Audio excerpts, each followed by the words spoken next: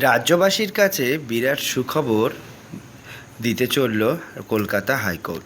Kolkata high court এবং সিবিআইয়ের তরফ থেকে এখনও পর্যন্ত যতটুকু জানা যাচ্ছে এবং তাদের অফিসিয়াল ওয়েবসাইটে ইতিমধ্যে ওপেন হয়ে গেছে রাজ্যবাসীর কাছে সেই চিট ফান্ডের টাকা ফেরত পাওয়ার লিঙ্ক।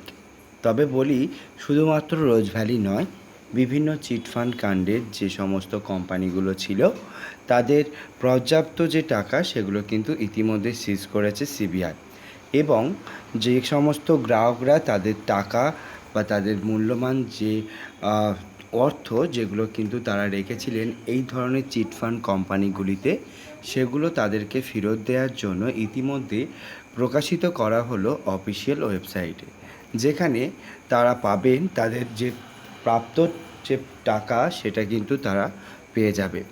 তবে তার জন্য কিছু প্রসেস রয়েছে যেগুলো কিন্তু তোমাদের ফলো করতে হবে। কী কী প্রসেস সেগুলো তোমাদেরকে জানাবো। প্রথমেই তোমাদেরকে জানাই, যারা এই যে চিটফান্ড কোম্পানিগুলিতে যারা যে সমস্ত গ্রাহকরা তাদের মূল্যবান অর্থগুলো হারিয়েছিলেন, তারা কিন্তু ইতিমধ্যে এই টাকাগুলো ফেরত পেতে পারেন। সেই টাকাগুলো কিভাবে ফেরত পাবে তারই জন্য প্রধান কিন্তু যে আপডেট সেটা কিন্তু হাইকোর্ট দেওয়া হয়ে গেছে। ইতিমধ্যে তোমরা যদি দেখো, প্রায় 23,000 বা 25,000 কিন্তু ক্যান্ডিডেট ইতিমধ্যে কিন্তু তাদের অ্যাপ্লিকেশন সাবমিট করেছে তাদের টাকা ফেরত পাওয়ার জন্য। শুধুমাত্র রোজভ্যালি না, এখানে বিভিন্ন কোম্পানিগুলো রয়েছে, তাদের যে টাকাগুলো তাদেরকে ফেরত দেওয়া হবে, তবে কিন্তু ফেরত দেওয়া হবে সিবিআইয়ের তরফ থেকে। এখানে বলে রাখি, যারা আবেদন করতে ইচ্ছুক বা যারা এই টাকাটা তারা পেতে চান, যারা এখানে তারা রেখেছিলেন টাকা এবং যে টাকা তারা হারিয়েছেন সেই টাকা পাওয়ার জন্য ইতিমধ্যে তাদেরকে কিছু ডকুমেন্টস নিয়ে সরাসরি তাদেরকে ফর্ম দেওয়া হচ্ছে, যেই ফর্মটি অনলাইনের মাধ্যমে তাদেরকে ফিল আপ করতে হবে।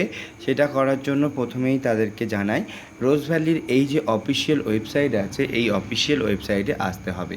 এই অফিসিয়াল ওয়েবসাইটে আসার জন্য ডেসক্রিপশান বক্সে প্রতিবারেরই মতো থাকছে লিঙ্ক, এবং সেই লিঙ্কে ক্লিক করে তোমরা এখানে আসতে পারো। হাইকোর্ট কলকাতার তরফ থেকে এখানে কিন্তু ক্লিয়ারলি বলা হচ্ছে। তবে কোথায় ফর্ম ফিল আপ করতে হবে সেটাও কিন্তু একটা বড় প্রশ্ন। সেক্ষেত্রে এই যে 3টে ডট রয়েছে এটার ওপর ক্লিক করলেই কিন্তু তোমরা নিচে দেখতে পাবে আপলোড সার্টিফিকেট। আপলোড সার্টিফিকেটের ওপর ক্লিক করলেই এখানে কিন্তু তোমাদের কোন কোম্পানিতে তোমরা টাকা জমা করেছিলে সেটাই কিন্তু চলে আসবে। তো এখানে as a investor, as a nominee এবং আদার হিসেবে তোমরা ফর্মটিকে ফিল আপ করতে পারো। যদি কেউ ইনভেস্ট করে থাকে, যে টাকাটা জমা করেছে যদি পৃথিবীতে না থাকে, যার নামে নমিনি করেছে সে এখানে কিন্তু ক্লিক করবে। বাট যে ইনভেস্ট করেছে সে যদি বেঁচে থাকো, অ্যাজ এ ইনভেস্টর হিসেবে কিন্তু সে এখান থেকে ফর্মটিকে ফিল আপ করবে। ফর্মটি ফিল আপ করার আগে কিছু তথ্য জানিয়ে দিই, যেমন ফর্মটি ফিল আপ করার জন্য যে অ্যাকনলেজমেন্ট স্লিপ, টাকা দেওয়ার যে সার্টিফিকেট এবং একটি আইডি প্রুফ, একটি স্থায়ী বাসিন্দার সার্টিফিকেট, একটি ফটো, এগুলো কিন্তু তোমাদের লাগবে, যেগুলো নিয়ে কিন্তু তোমার এখানে আবেদন করতে হবে। যেখানে আবেদন করার জন্য সিলেক্ট কোম্পানি, কোন কোম্পানিতে টাকা রেখেছো সেটা কিন্তু এখানে দেওয়া হচ্ছে। অ্যাজ এ তোমরা কিন্তু সমস্ত কিছু পেয়ে যাবে। Rose Valley Film Limited, Rose Valley Finance and Investment Company Limited, যার যেটা সে অবশ্যই করে তারা এই সার্টিফিকেটে ওপরেই লেখা রয়েছে সেটা এখান থেকে দেখবে। ফার্স্ট ইনভেস্টর বা যার নাম তার এখানে নামটা লিখতে হবে।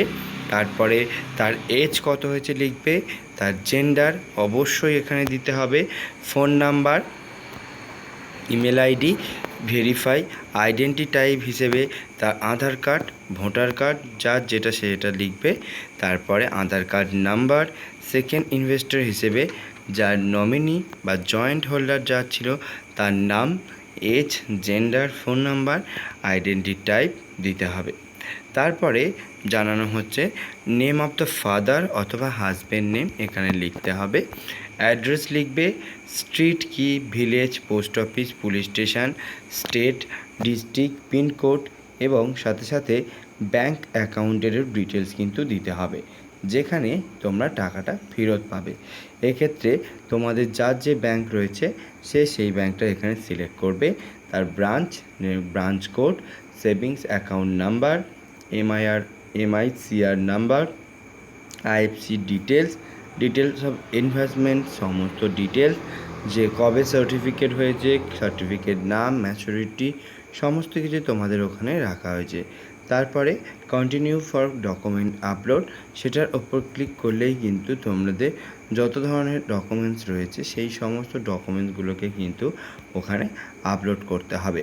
করলেই ফর্মটি কিন্তু ফিল আপ হয়ে যাবে এবং খুব সত্বর কিন্তু তোমাদের পর্যাপ্ত যে প্রাপ্য টাকা সুদ ছাড়া, মাথায় রেখো, ইন্টারেস্ট ছাড়াই কিন্তু তোমাদেরকে ফেরত দেওয়া হবে।